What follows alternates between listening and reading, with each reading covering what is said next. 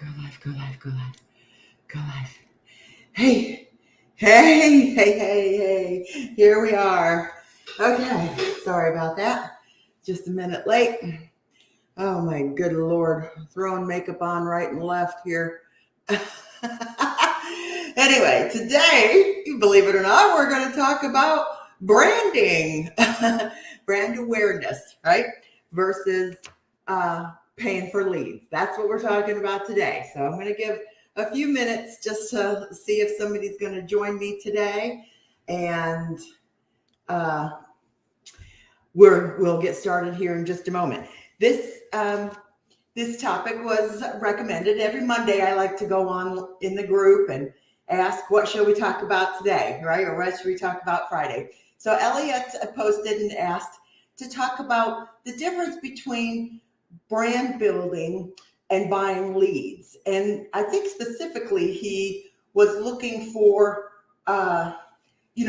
distinguishing the difference of how much branding that you actually lose for your business when you are simply purchasing leads. Now, I'll tell you, I've purchased leads. I started my business that way, and I built a lot of my business with purchased leads. Can't find you live. Okay. Lisa can't find me live.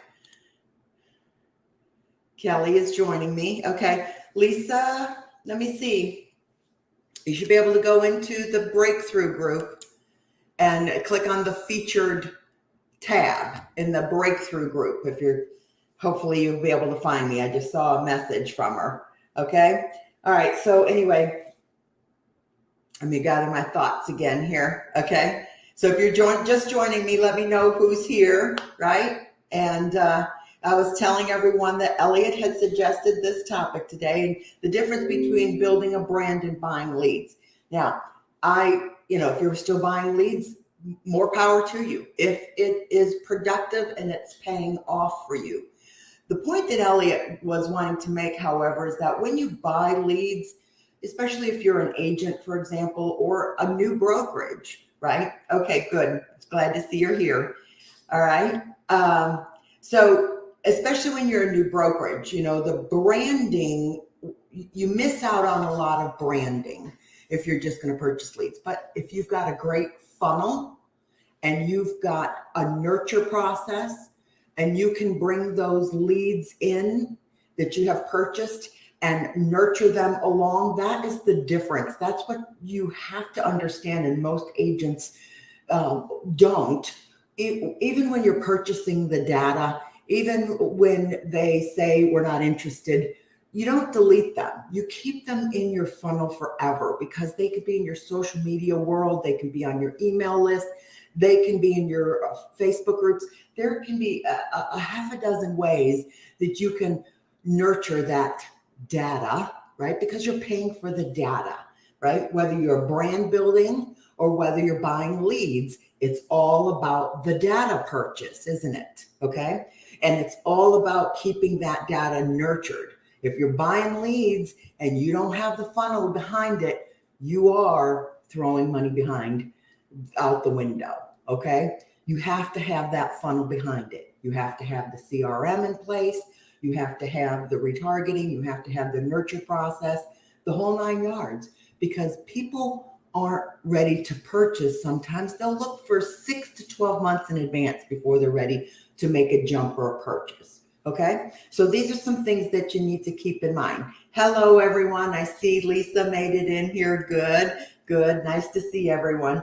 Now I'm going to share screen and I'm going to show you some branding that I've done. Okay. And let's talk about the first point of contention here. The branding, you want to build awareness for your business, right? That's what branding will do for you. It's what's going to make your company name a household name, right? So that when somebody thinks of real estate, they're going to automatically think Jake and Julie or Prime Real Estate. That's the reaction that you want your consumer to have, that your name instantly comes to mind when someone asks about real estate. Now, how do you do that, right? How do you build awareness for your business? I've heard so many agents say, there's an agent in my market that just dominates my market. I don't know how she does it. I don't think I'll be able to compete with her. Well, let me tell you, when you get your systems in place and they are fine-tuned and they are running, you will dominate the market. All right. It's so easy to dominate the market if you're doing it correctly with social media. Okay. So the first thing that brand building will do is build awareness for your business. Okay. Versus buying leads. That's you're not really getting a lot of juice other than getting the data. And that's okay. It's like having a balanced diet. I never depended on any one lead source, especially when you've got 25 agents under your umbrella and you got a lot of mouths to feed, right? You've got to have multiple sources, right?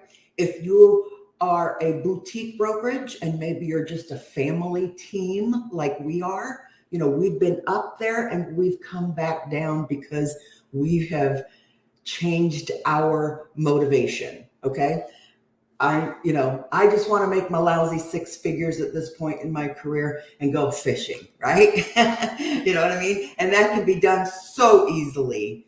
I do it so easily. I can literally run my phone from my business if necessary. Okay. So if that's the kind of business model that you're looking for, that's what I can help you with. Whatever you're wanting to develop. I had a great conversation with David Harris in the group on that one post. He does a lot of old-fashioned prospecting, and I hear him, man. I hear him. That's before social media was in place, right? All the things. You got to do all the things, to keep things moving forward. All right. So another point that I want to make is the difference is the long-term sustainability in your advertising, right? When you are brand building, you get a lot more juice out of that. Like I said, you become a household name. You're only talking about your market. I'm not talking about dominating the entire United States, right? I feel so sorry for agents when I see an ad, right, for them and they are coming out, it's an agent out of Iowa or something, and I'm in Florida. Why are they targeting the entire United States? I'll never know, right? Because this is a people business. People are going to come from within. They truly are, or most of them. Now, don't get me wrong. If you want to do some research and you want to determine that, for example, I have a large percentage of Californians moving into my market specifically from this area, because NAR can give you that data, where people are migrating from and to, and where people are coming from to come into your market. So if you want to dig a little bit, NAR will give you that data. So if you've got a large onslaught of Californians, for example, coming into Boise, Idaho, right? And you were a Boise agent and you wanted to target that county in California where those buyers are coming from, you can do that with social media. Okay. But beyond that, unless you're going to launch something specific like that, you're really just talking about your 15 to 30 mile radius or however far you want to drive, right? All right. So that's what branding will do for you. It'll make your life easier after you've been doing it consistently with continuity and clarity. Those are my 3 C's, right? When you're developing marketing and advertising, you want to have a message that speaks to your avatar, and your avatar has probably changed. All right. Your avatar has probably changed and you don't even realize it, right? For example, if you serve a first-time homebuyer market, typically, I don't know about you, but first-time homebuyers in my blue-collar market have been priced out. Where a first-time homebuyer 2, 3, 4 years ago paid $150,000 for a home, a 3-bedroom, 2-bath, 2-car garage, 2,000 square foot home. Today, it's 300. You know what I mean? first-time home buyers have been priced out of my market. So that's no longer really my avatar, is it? Okay, that's the hard truth that you have to come to. Who's buying and who's selling, and your branding can help you find that as well. Okay, so another aspect between branding and just versus buying leads, for example, is you've got a whole pipeline of people. You've got an audience of people on your social media that you have to migrate onto your email list. And when they do that, then they register onto your website, then they're in your CRM, then you're in your world, right? And now you've got a whole pipeline of prospective customers that you're nurturing into home ownership, right? That's the difference kind of that branding is going to allow you to do, because they're going to turn to you once again. They're going to turn to you, right, when they're ready, okay? So stay with me. I'm going to share screen here a little bit now, and I'm going to show you some of the branding that I have done. Now, when it comes to branding, like I said, the 3 C's, continuity. You want continuity across the board, okay? So I want to encourage you today, after you see what I do a little bit here, I want to encourage you to take a look at all of your social media channels and make sure that they all have continuity, that they all have the same messaging, right? And maybe take this opportunity to brush up your messaging, okay? Like I said, maybe you should start targeting sellers, and not just sellers, but who's selling in your market, right? I'm working with Nicole, one of our colleagues, and I'm working with Nicole last week, and we created an ad for her. And her specific thought, when I asked her, look at your last several listings, who were they? Who was selling in your market? It's not just any seller, it's a specific seller. Who is it, right? Is it an investor flip, right? Is it probate? Is it someone relocating for a job? In her particular case, they were retirees. She's a California agent. They were retirees.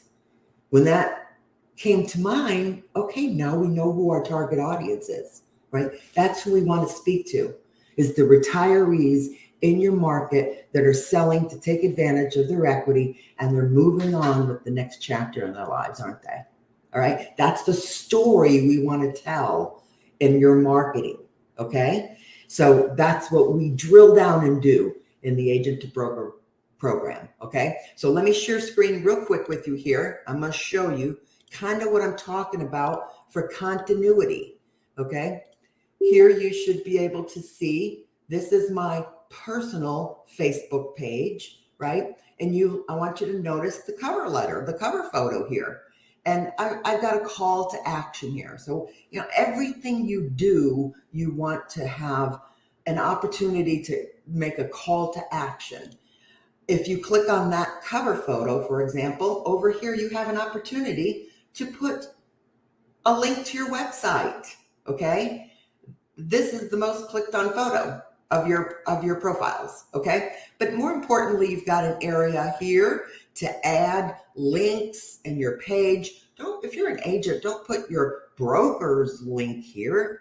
You need to put your business page link here. You want to drive traffic from here to your business page. Your business page will disclose what brokerage you work for, okay? And you have an area up here if you want to add a little bit there. Okay, but more quickly, I just want to show you this coffee photo, because coffee's my thing, right? Here's my business page, the same photo, of course, with our business name on there. Okay, and then again with the branding, very, very important on the business page, especially because this is where you get the juice, right? When people connect with you on your business page, you can retarget every aspect of what touches your world on Facebook, right? If they've touched a post, if they've commented, if they've clicked on the link, if they've clicked on your events, if they've clicked on your everything, right? You can retarget that audience. Okay. So what do we want? We want clickable, brandable content. All right. The biggest problem or the biggest mistake that I see a lot of boutique brokerages make with their business pages specifically is they think that that's the only place, or they think that that's where they have to put all the listings. And of course, yes, that's where the listings go. But more importantly is the content that you associate with your brand and the engagement that you're looking for. Okay. So this is the kind of content that a consumer is going to levitate to, right? If they come here and you've just got, I'll be honest with you, most boutique brokerages actually start out soliciting other agents on their business pages, right? So they're here really marketing for other agents to join their team. That's a lot of what I see also. And you really, that's, if you want to recruit agents, create a different page for that. Okay. If you need help with that, let me know. But create a recruiting page. You can create ads from that page specifically. Okay. But don't have it be your main page. All right. So lots of things that you can do differently. But one more thing, take a look here. Here is my website. Okay. Again, with the same coffee image. Okay. So I've got the same image here on my website, on my business page, and on my personal page. Coffee is my thing. On my email list, every Saturday morning, I give away a $5 Starbucks card. Let me tell you what, I got some engagement on my email list, right? And that is something that you need to build up to, because that is easy peasy marketing. Okay. Before I come back to you there on screen, I want to show you though, this is marketing that you can put out so consistently. All right. These posts I have consistently running on my business page. The new listings hit the market every single day. Check out what's new on the market, and it will, Facebook is timed out there on that feed.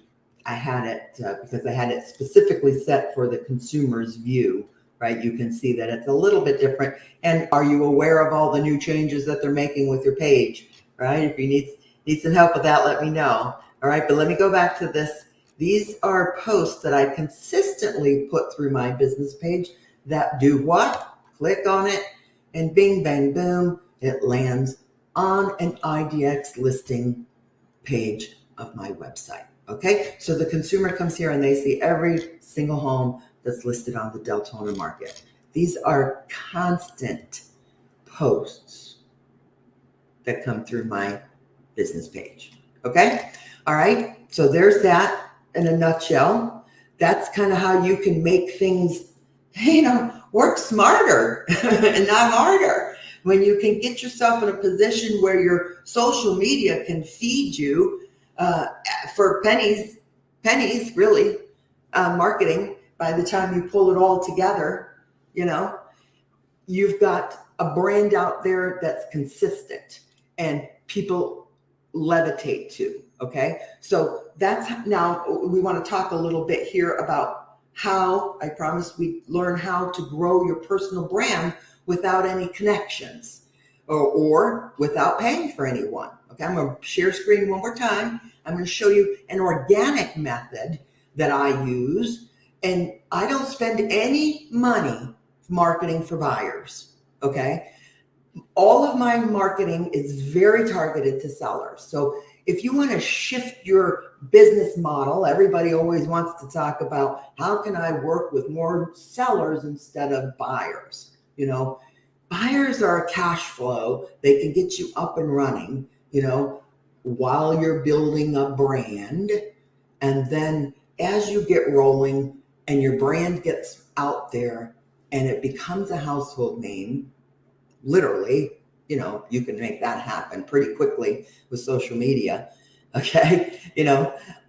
Jake and I chuckle every time when we were first started because, if, this is a question someone had to me in private messenger last week. Their business brokerage, their boutique brokerage, and their brokerage is named after their name. Okay, it's after their name. So if you are considering setting up your brokerage, do a big brain dump before you decide on the brokerage name, because that is so important. And if you catch my my little freebie that I put there for a kind of a checklist of how to create your brokerage brand and your name and choosing your business name, that's very important.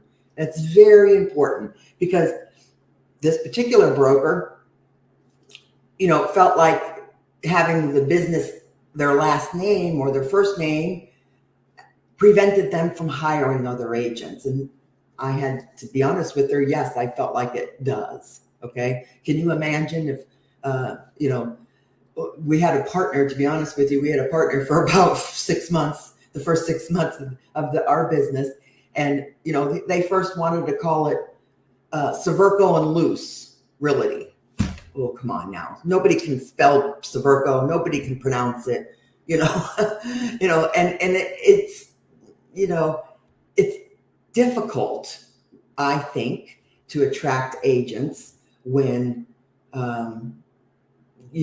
the brand name sounds small. It sounds small. If it's Severco and Luce, I think that would be local and small. Not that anything's wrong with local and small, but I like to think big, right? And I've interviewed agents that have come to me from another brokerage. Just a little side note here. I remember interviewing specifically this one agent coming on board with me. And the reason why she was leaving the previous brokerage was because the logo, apparently, for that brokerage was the broker's picture, was the face of the broker. That was their logo. So she had to have his face on all of her marketing, right? And she's like, I'm done with that. I can't do that. I'm not going to do that, So you got to be very careful when you're choosing your brand and you're drilling down on your brand and your messaging and what you want your brokerage to speak like. Okay. All right. So I said I'd share screen one more time. I'm going to show you how we organically grow buyers so that we don't spend money targeting them. We target sellers specifically with our marketing dollars. And this is how we attract buyers. So let me share screen one more time here with you. Okay.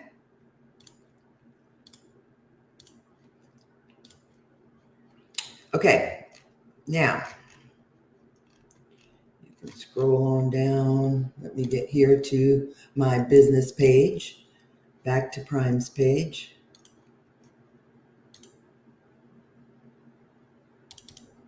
All right, never mind. All right. I love groups. Okay. I'll be honest with you. This is how we attract our buyers. A lot of you may even be in this group. Okay. This is my housing group. I have 5,000 members in this group. I have another group in another county, 4,000 members in this group. And another county, I serve 3 counties with these housing groups, 2,000 members. This is all grown organically, okay? All of it. It's a public group. Realtors are welcome in this group. You're welcome to post your listings. You're welcome to come in here and solicit buyers. You're welcome to do your thing in my groups, my housing groups, right? Because I don't chase buyers. They're either going to come to me through my website and through my consistent posts, right? Here's one right here. New listings hit the market every single day. Click. What do they got? My website, okay? Because I am the consistent one. Here's a realtor, right? There's somebody posting. FSBOs come in here and post. You approve the post. So if it's a FSBO and you want to reach out to them, guess what? You got first shot, right? So here's something else. I've got all kinds of posts and advertising that do what? They drive traffic back to my website. Okay. So here is my audience of thousands of people in this group consistently seeing my posts. Okay. So this is all done organically. And I've had these groups probably about 4 or 5 years. They don't, unless you're going to put money behind it and promote it, they grow slowly and organically. But, once they get above 500, they really start to clock out, because Facebook pushes that out into the algorithm. All right. So if you need help setting those up, let me know. That's what I do. Now, absolutely, a lot of agents have their own groups today. But, okay, you have to make sure that that group is going to attract what you want it to attract, okay? And it doesn't always have to be real estate related, right? I've got vegans that have groups. I've got dog lovers that have groups. You're talking about connecting with people, So even if you get 100 or 200 people in a group, but you want to make sure that you've got a topic in there that allows you to post your real estate content consistently. So try and stay targeted with at least 1 or 2 or 3 groups that are real estate targeted. I've got 8 groups, okay? I've got a group that I do nothing with except go in there by myself and practice going live, okay? I call it the cocktail party. Or if I've got a girlfriend that wants to talk, we can go in this group. I can bring her in, take her out, and we go in and we go live privately in a private group. There's lots of things you can do with groups, okay? All right, so keep that in mind. That's your organic method, all right? And then I'm going to talk to you about what to send them and what not to send them. Very important, okay? Very, very important. Think in terms of, I got these people coming in my door. I got to nurture them. You've got to figure out how to entertain them and juggle them for the long run, okay? Because life is a long journey. Your business is a journey. It's not a one-hit wonder, okay? So you want to be able to welcome these people into your world. And, your first step, of course, is to put them into your CRM and your email list. Now, I'm not talking about canned email crap, okay? Most agents will put them into a CRM and launch a buyer campaign or launch a seller campaign, and you got crap going out the door that they're not ready to listen to. They're not ready to hear it because you haven't touched base with them. You haven't determined where their journey was, okay? So let's scrap all that canned crap, okay? And put a more personal touch onto your email, all right? And that's what I do. I have a separate email list that I email personally out of a bulk email provider every Saturday. I deliver content that my audience engages with, and I nurture my email list for $5 a week, all right? Literally, okay? What's the key? The key is consistency. The key is continuity, and the key is clarity, isn't it? So it's very simple. It's very simple. I have an email template that I use and I pop it. And then the personal paragraph is no more than what you share on Facebook already, I promise you. Okay. So don't overthink an email list and don't disregard it. Okay. Don't disregard it because that is a huge, huge support and nurture mechanism in my funnel. And it makes all the difference in the world. Okay. When Facebook goes down, when your social media is lost, it happens. It can. It does. It did. Okay. Your email list is what you've got. Your email list is what you own. All right. You don't own your audiences on Facebook, right? You don't own your ad account on Facebook. You don't own your audience on Instagram, and you certainly don't own your audience on TikTok. Okay. So I don't care if you've got 12,000 people following you on TikTok. That's nothing unless you can drive them down that pipeline and get to that email address and phone number, right? Other than that, what is it? It's just raw data, okay?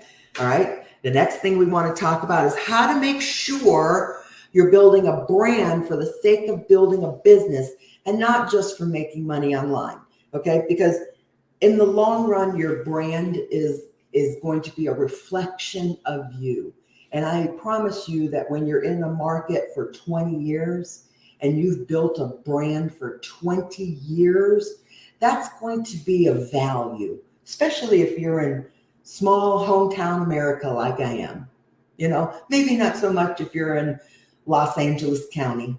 You know, I feel like people are faceless in some large cities, you know, but if you are in the bulk of, you know, of where we all live, you know, you're going to want to build a brand that reflects your personality and your commitment to your community. Okay. We sponsor high school. I mean, we don't even have children anymore in schools or anything, but we still sponsor things for schools, right? And we still participate in local events as our brokerage business. And it's just us.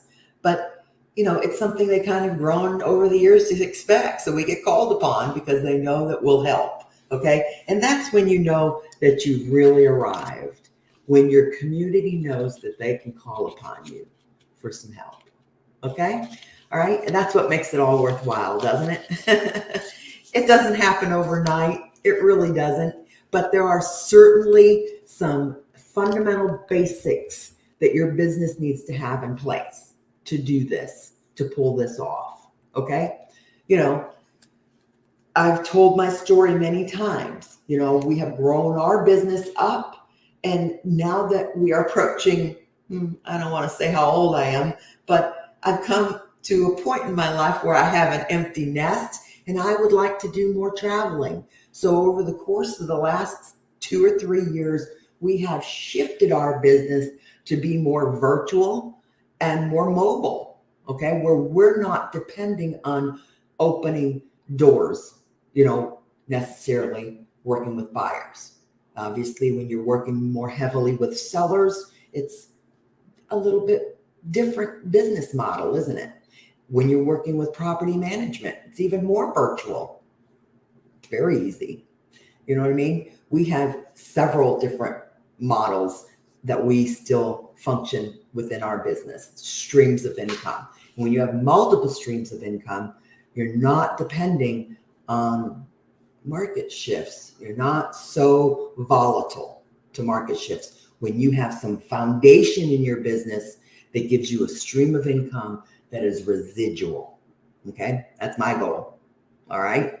Okay, so that's all I got for today. Let me know if there's anything I can help you with. Of course, as always, private message me if you got some questions. I'm always here. Okay, if you want to take a look at what we offer, jump onto julieseverko.com/membership. Okay.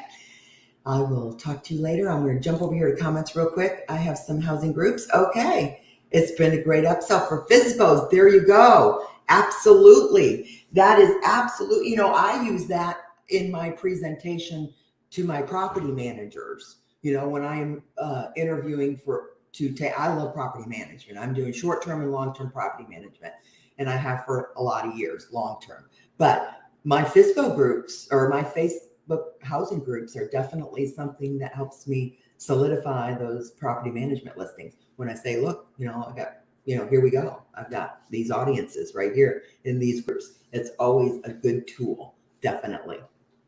All right. Anybody else got anything they want to throw down real quick that we can chat about? Otherwise, I think you're all good to go. You know, if you want to just kind of chat with me about your pillars, hopefully you've got correct pillars in your business that do all of these things, right? And it doesn't have to be overwhelming. It is overwhelming if you've never set these systems up before. So don't get discouraged if you're just getting started with some of this stuff. I have seen agents get up and running you know, and it's natural to get to a certain point where it feels hard. You know, when you're building a business, you're going up, up, up, up, up, up, up, up, up, up like this, and the mountain is so high. It's like so high sometimes, you know, and you don't see the top of that mountain until you crest it, you know, and then you dip down and you have this feeling that, oh, I'm defeated. But then hopefully somebody's going to bring you back up and crawl that mountain again. Okay, that's called the dip. And it's perfectly natural. I don't know about you. And if you've ever experienced the dip in the beginning stages of your business, please feel free to comment on that, because I think it would be helpful for agents to hear. You know, it takes a while. Give yourself some grace to build the confidence to work with tools, especially tools you've never worked with before. Man, oh man, you know, I'm telling you, if I didn't have Tommy sometimes, I would go crazy, because if I have a new tool and, you know, I'm sitting there saying, that's not what they said in the presentation. Make it happen, you know, and it isn't until I force myself to sit down and work with the new website that I get comfortable with it. You know, it's easy to bark orders. It's easy to let somebody else do it. But honestly, until I sit down and click on every click, figure out what it does, the world isn't going to crash if you click on the wrong button on your website or your CRM. But you need to be intimate with that CRM, because that is going to make or break you. All right? It will make or break you.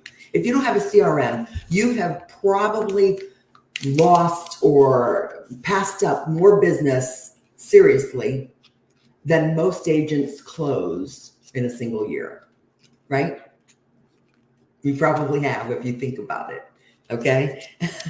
I know we were, you know, and we were probably one of the first people, I think, in our county to even work with CRMs 22 years ago. Our first CRM was Act Software, and it was nothing more than a Rolodex. And you literally had to scroll contact every day, scroll through the contact and see who needs to be called that day. So that was horrific. That was horrific compared to the tools that you have available today. You just need to get comfortable with them. You just need to get a routine. You just need to get a rhythm, and you'll wonder how you ever did it without it. I promise. All right. I will let you guys go. I'm babbling now at this point. Let me know if there's anything I can do for you. I'll see you next Friday. And Monday, let me know what you want to talk about next Friday. Okay? Talk to you later. Bye-bye.